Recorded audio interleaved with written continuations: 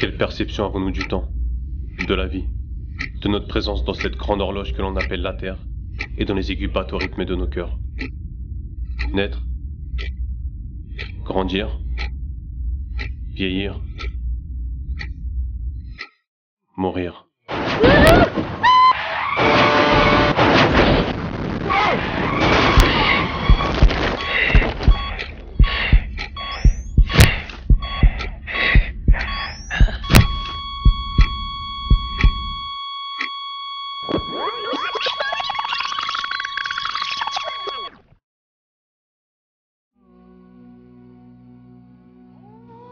Peu importe quand ou comment nous partirons, la véritable question, c'est quelles traces aurons-nous laissées dans ce monde? Et si on prenait le temps de voir ce qui nous entoure, on se rendrait vite compte du monde dans lequel on vit. Entre égoïsme et ingratitude, dans les rouages des grandes industries, nous vivons dans un environnement qui nous apprend à s'enrichir. Ivre et rassasié par ce qu'il possède, l'homme court après ce monde tel un prédateur envers sa proie, jusqu'à en perdre la raison, oubliant ainsi tous les bienfaits dont il dispose, et dont il ne se séparerait pour rien au monde. Vivre, manger, boire. Voilà pourquoi nous sommes venus ici en Somalie, pour vous montrer un petit peu la situation catastrophique de nos frères et sœurs. Ils boivent une eau vraiment... J'ai même pas de mots pour décrire ce que je ressens. Ça peut même pas être comparé à l'eau des toilettes que l'on retrouve chez nous en France. On voit les insectes, les scarabées, tout type de bactéries, des virus. Et nos frères et sœurs boivent cette eau-là tous les jours, toute l'année, sans se plaindre. Et en fait, les habitants nous ont expliqué qu'ils ont creusé en fait ce trou. Ils y ont installé une bâche pour pouvoir récolter l'eau de la pluie. Et tous les 6 mois en fait, ils prennent cette eau-là pour la boire. Donc avec ce petit seau. Voilà, je pense que c'est à nous de... On doit méditer sur notre situation, sur les bienfaits qu'Allah subhanahu wa ta'ala nous a octroyés en France. Et wallah, on n'a pas le droit de se plaindre. On n'a pas le droit de se plaindre. Voilà.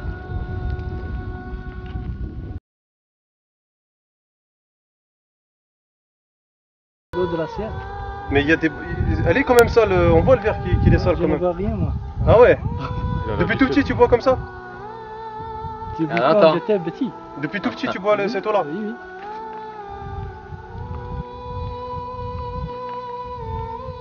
Ajib. Nous on peut pas nous boire ça On en dit France. bismillah. En France même l'eau du robinet elle est toute blanche, toute propre. Ah. On se plaint, on la boit pas. Et c'est comme ça que la vie.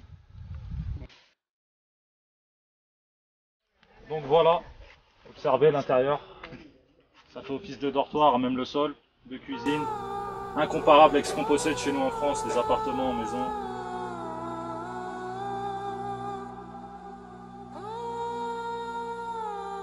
شفت التواليت؟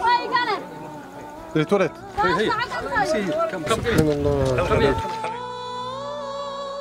Ils ont entendu que les ONG islamiques vont venir ici. Depuis 3 jours, ils sont là. Donc, ils vous demandent une aide, soit pour la nourriture, soit pour la réhabilitation des forages. Il n'y a plus de moutons, de chamelles, ils sont tous morts à cause de sécheresse, ils sont morts. Ils sont vraiment fatigués, ils restent depuis 3 jours. Ils vous attendent à votre aide. Il fait très chaud ici, là. Presque 50 degrés, on est là sous le soleil. Ce qui nous montre que c'est très important, que sous le soleil très chaud, qu'ils nous attendent aussi. Parce qu'ils sont étonnés, qu'ils n'ont jamais entendu, qu'ils n'ont jamais vu, qu'ils n'ont jamais... si vous êtes la première ONG islamique qui sont venus ici, donc c'est vraiment, ils sont heureux. Parce que la plupart des Blancs, c'est rare qu'ils passent ici aussi. Ils sont étonnés, ils nous demandent, ils nous questionnent aussi quels sont ces gens-là, où sont venus, d'où. Toute âme goûtera à la mort. La véritable question ce n'est pas est-ce que je vais mourir un jour, Wallahi ya akhi, tu vas mourir tout comme je vais mourir. La mort on l'oublie. On l'oublie parce que nos cœurs sont remplis de cette vie d'ici-bas. La vie de ce monde n'est qu'un plaisir illusoire. La réalité et la bassesse de ce monde est très simple. Tout ce qu'on rencontre ici, c'est le fait de courir après l'argent. C'est le fait de chercher la renommée. C'est le fait d'être esclave de ses passions. Toute âme goûtera à la mort. C'est ça la réalité de notre situation.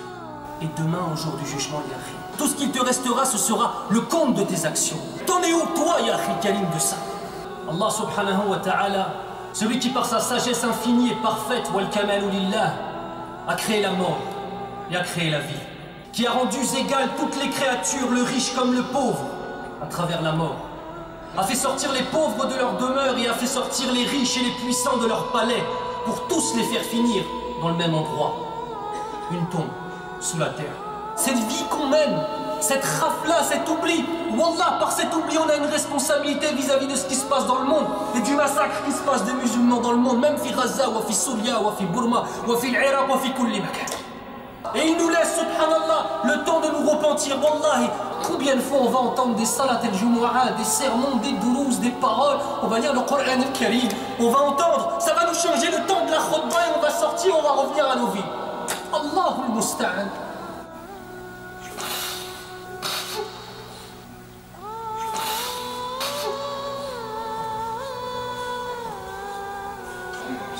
Jusqu'à quand on va être comme ça?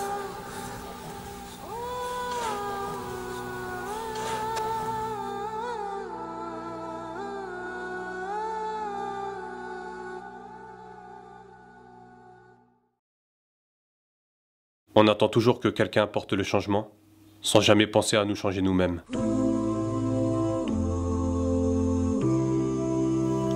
Vous avez été des millions à nous suivre. Vous avez été des millions à nous partager. Vous avez été des millions à nous soutenir.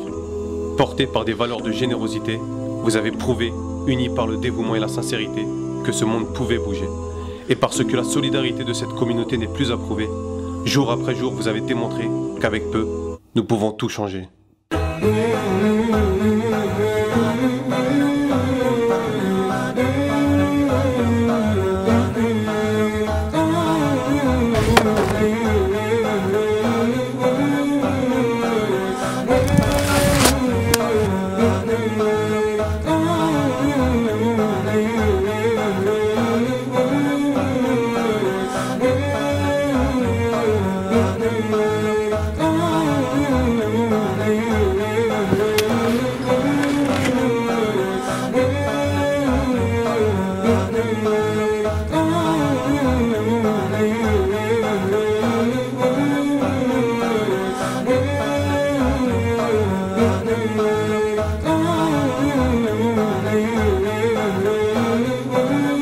Ils n'ont pas de piscine, pas de parc de loisirs, ni de grands parcs d'attractions comme Disneyland.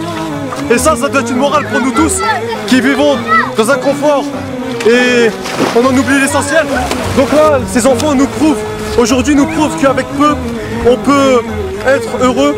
Un geste technique, il est passé.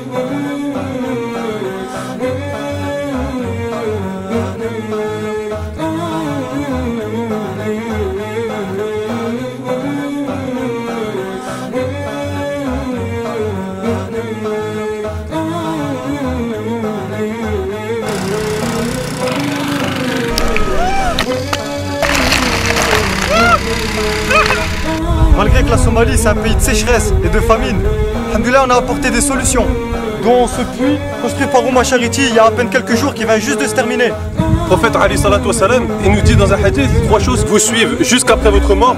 Parmi ces 3 choses, c'est le fait de faire une sadaqa jariya, c'est-à-dire une aumône continue, perpétuelle. Et parmi ces sadaqa jariya, il y a la construction de puits, donc n'hésitez pas à donner ne serait-ce que 1 euro. Réformons-nous, partageons au maximum cette vidéo, inondez tous les réseaux sociaux, les SMS, faites un don, investissez pour votre paradis. Imaginez le nombre de personnes que vous pouvez abreuver, le nombre de personnes qui vont recevoir cette vidéo que vous aurez partagée. Tout ça sur votre compte, alhamdoulilah, pour Yom Qiyamah. Faire un don à ma charity, ça nous permet de financer des projets efficaces et durables, mais aussi des projets innovants comme cette paille filtre qui permet de filtrer 99% des bactéries qui se trouvent dans les étangs très sales. Je vais vous faire une démonstration. Donc voilà, de l'eau très sale. Je vais la boire avec la paille que l'on souhaite financer.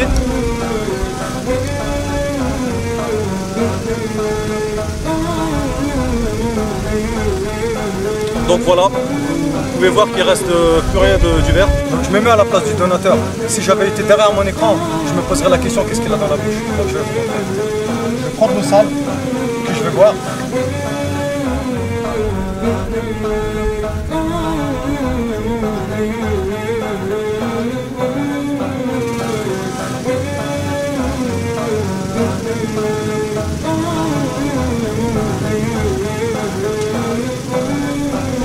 Voilà la différence. Maintenant je peux la boire.